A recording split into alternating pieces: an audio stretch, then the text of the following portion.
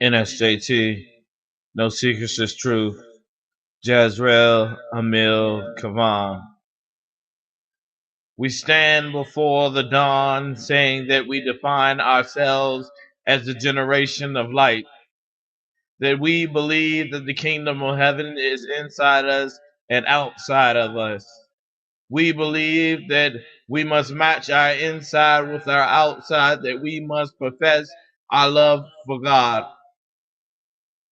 We must define the things that we do and say with our actions and our deeds. We cannot ask the world to change if we are not willing to change ourselves. We owe it to ourselves by the beliefs that we hold to be exactly who we say we are, so that when we come up against those who question our record, we are able to say, this is my record. My record is peace. My record is love. My record is comfort. My record is truth. It is very important that we define ourselves early on, that we do not sit and wait for others to define us for who we are. We must define ourselves.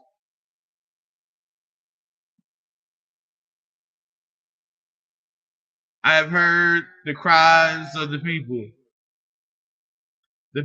who have no voice, the people who are motherless and fatherless, the people's stories that will turn your stomach into knots knowing that such things happen in this world. We are defined by our environment. We are defined by our community, and we are defined by our families. We have allowed for so many transgressions to happen because we listen to it over and over again. The statement is forgive your enemy 70 times 7. We have heard that if you are struck on the right side, then you offer your left side to be struck. Oh, this that old time preaching. But I say to you, now is the time to have courage. We're not dealing with the same enemies that we were dealing with back in the old times. We're not dealing with an enemy who is satisfied with just taking one thing away from us. He wants to strip us down from everything we have and leave us and render us homeless and lonely. He want to take our minds. He want to take our hearts. He want to take our resolve and crush it. He wants us to be defined as a rebellious generation, as rebellious men and women. I say to you that we must define ourselves as something greater because we belong to something greater. Let our voices and our hearts be open to the angels and the mercy of God so that we can scream out unto the evil and the darkness that comes our way, that we are strong, for our courage is strong, for our heart is strong, for our lanterns are lit, and we will wait the darkness out until the dawn arises.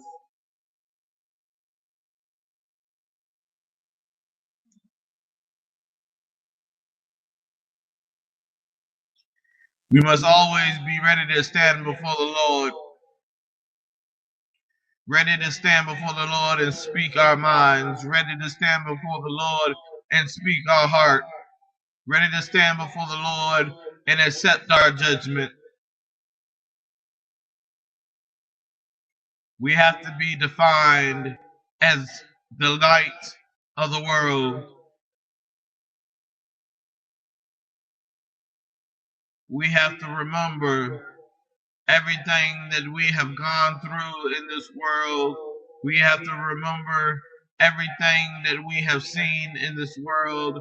We must remember the tears, the fears, the heartache, and the pain, to push us towards the direction of something greater, the peace, the love, the harmony, the glory, and the mercy of our God.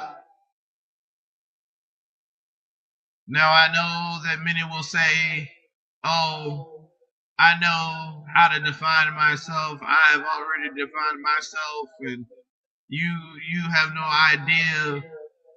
Listen, defining oneself is the most difficult task that any man can take on upon himself, because the temptations are very dangerous, because the forbidden fruit looks so delicious, because when we begin to think that we know everything we could possibly know about ourselves, there is so much more that we don't know. We don't know our limits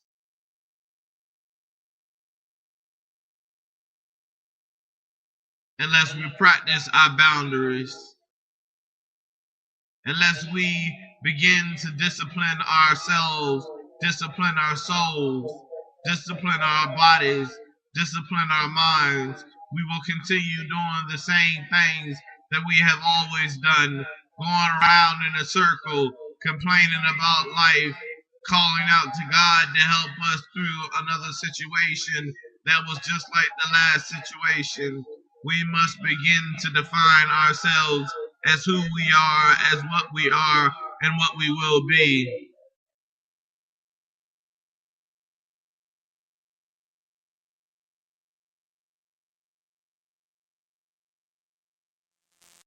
Now, the lawless one will tell you that you're perfect as you are. The lawless one will not talk about perfection. He will tell you that you are less, that you are unworthy to stand before the Lord, that your sins outweigh your good deeds. He will turn you away, saying that he is himself, that he is God himself. He stands to wait for you to cross over so he can judge you, say unto you that you are unworthy and unfit to be a child of God, to be a servant of God. For he will do the same thing to you that he did to Adam and Eve. Make them feel unworthy, make them unworthy in the eyes of God.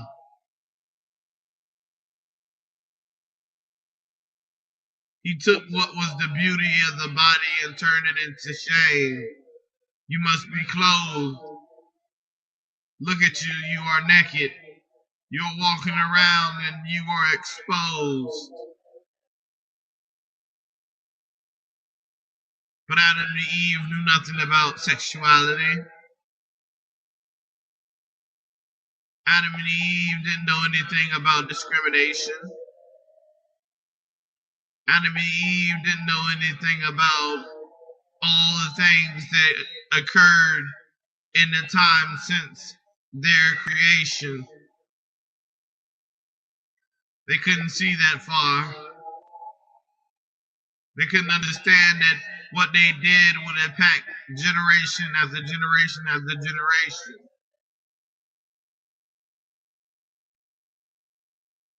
We must begin to define the moments of our lives, define the truth of ourselves, allow ourselves to grow and prosper,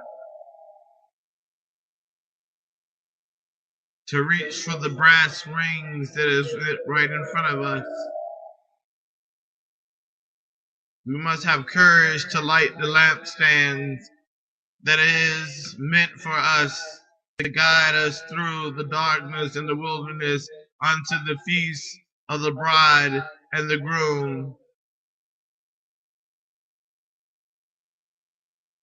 We must prepare our robes and ensure that they are clean. And many say, what are the robes? The robes is the spiritualness, the spirit, the naked body of the spirit, the pure light. We must not defile the light that is within us because it is our strength, it is our determination, it is our bravery, it is our truth, it is our love. We must not be afraid to show any of those qualities.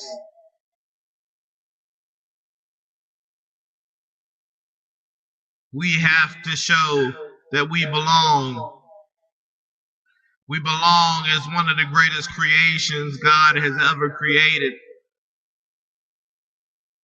We must demonstrate that, whether that is in our art or in our music or in our poetry or in the things that we do. We must portray that we believe. We believe. We stand firm in our beliefs. We must define ourselves as the angels amongst the earth. We must come to the rescue and the aid of those who need us. Now, we all know what happened with the economy. We all know what happened to all the jobs. We know that there are those who are out there struggling. It is our duty to give away what we do no longer use to the thrift stores. It is our duty to take the angel tree and take a name off of it and buy a gift. It is our duty to do toys for tots. It is our duty to ensure that our holiday season is a season of giving like it was intended for. A time for the poor to feel the wealth of everyone else. I say define yourself, take up a cause, and fight for that cause with all your heart, with all your might. No matter what the cause is, let it be righteous. Let it be one that God will look upon you with favor. We cannot turn our backs now. We can't walk away now. We have come way too far to do that. Our ancestors took steps forward, took steps forward, took steps forward to get us here. They gave their heart, they gave their soul, and many have given their lives so that we may stand as free people, so that we will earn our right to have the freedom of speech, so that we may have the right to do as we please.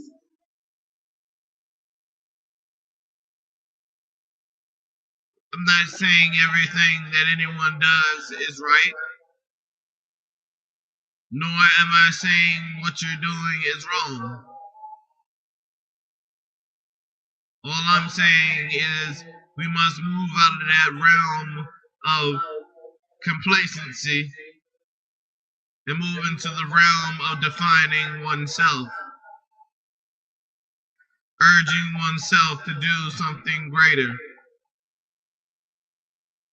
urging oneself to inspire one person so that one person can inspire another person and another person and another person. One person can inspire many.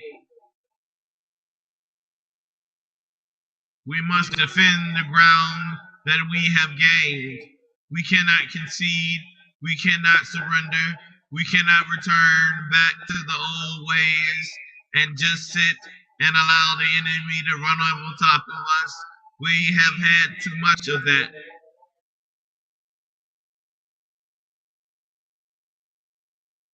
We cannot sit and watch children run around in filth.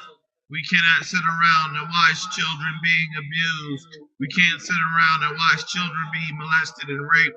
We cannot sit around and watch the wives and the girlfriends be battered, and we cannot sit and watch. Well, the Bible tells us that it is a sin.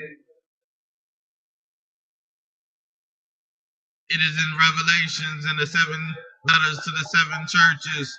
In 6 of them, he holds so many things against them. Oh, you believe, but you refuse to do what you believe.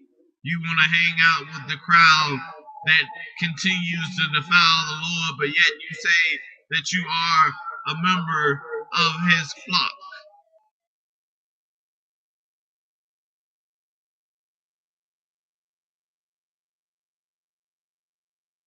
But what you do is nothing. You allow these things to go on in front of you without saying a word. You partake in these events and still claim to be holy. You sacrifice your heart and soul to the enemy and let only your mind be serviced by God. God is not looking at half attempts. He's looking at whole attempts. He's looking at what you're doing now to change the course of the world. Because one voice can change the world. One heart can change the world. One soul can change the world. It has been proven time and time again. When Gandhi began to speak and fast, they called him crazy. They told him that it would never work, that he would never achieve what he wanted to achieve, but he did. When they locked Nelson Mandela away, they said that he would never be able to see the light of day again, that he was done for what he was standing up for in apartheid. But 23 years later, he became the president and left that prison.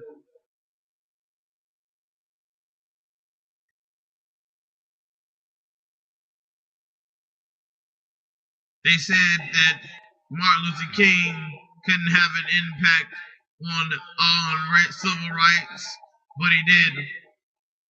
He did what I Have a Dream speech when he filled the Washington Monument Mall with so many voices and so many hearts and so many people. He had rallied to his cause, even though in his letters he was shaken to his core.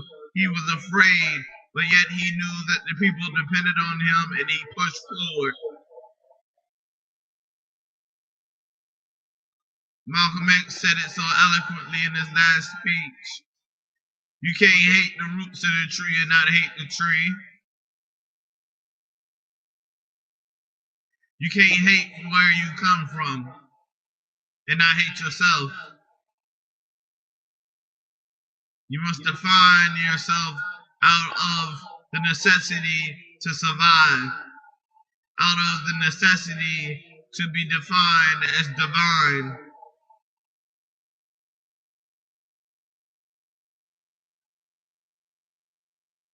Our greatest prayer must be for us to pray for wisdom. Wisdom to know when to love and when to let go. Wisdom to know when to speak the truth and wisdom to know when silence is the truth. Wisdom to know the will of God and wisdom to know the difference between God and the enemy. We must define ourselves as a generation that's not just rebellious, but rebellious with a cause. We must begin to speak out about the atrocities that has happened to us. We are a nation of broken pieces. We are a nation of broken hearts. We are considered the outcast because we do not fit in the mainstream. We are not considered the cool, the calm, the popular. But I say unto you today, this morning, that love is a birthright and not a gift of the popular. That he who did not create you cannot destroy you. That you would have been born regardless if it was to your mother or another mother or another mother. You would have been here either way you look at it because God willed it to be so. When God came upon you to breathe life into you, he sent you with a purpose. He sent you on a journey. And you must see how this journey ends because it is your destiny. You cannot be late for your destiny. You must be on time for your destiny. You cannot allow others to define who you are. You can't seek their approval of if this is the right thing for you to do. You must know for yourself what is right, what is righteous, what God would do. You must stand on the right hand of the Lord. It is biblical for us to choose the right side, to stand on the right side of history. So when our story is told to our grandchildren and their children, they're able to understand that our generation didn't just sit and wallow around and watch TV, eat chips, and go out and play and go to clubs, that we actually did something to move the ball forward in life, that we actually tried to define ourselves and define our world. We must be bold in our actions. We must be bold in our beliefs. We must open our minds to new ideas. We must piece together the puzzle that our ancestors wanted us to do. We have work to do. I can't say that I'm completely defined because I still have work to do. I still have to search my heart and my mind for the rogue elements of evil, for the rogue elements of darkness, and I must begin to shape a path forward. I must begin to feel the power of the Lord with me.